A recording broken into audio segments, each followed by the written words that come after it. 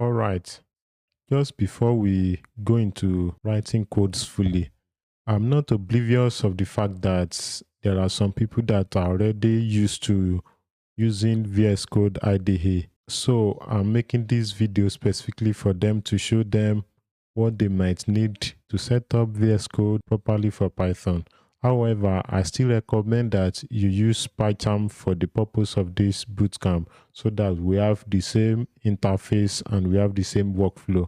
But if you still prefer to use VS Code, all right, fine and good. So I guess you must have VS Code installed already.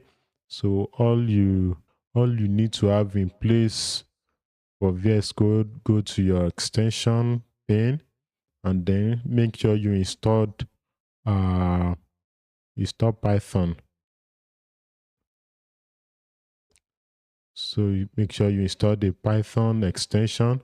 By installing Python extension, it is going to automatically install Pylance for you and Python debugger. But if it doesn't install both of them, make sure you install them. So they are going to aid VS Code in running your Python code properly. So you install Python, you install Pylance, and you also install Python debugger. All right. Another thing which is not compulsory is the black formatter. Black formatter is just like your common prettier code formatter. So black formatter works for Python. That helps you in formatting your Python code. So to enable black formatter, you go to settings.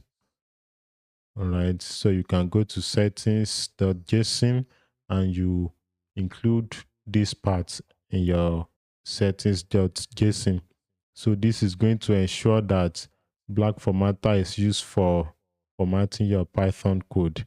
All right. This is just for people that might prefer to use VS Code, but I still recommend that you use PyCharm.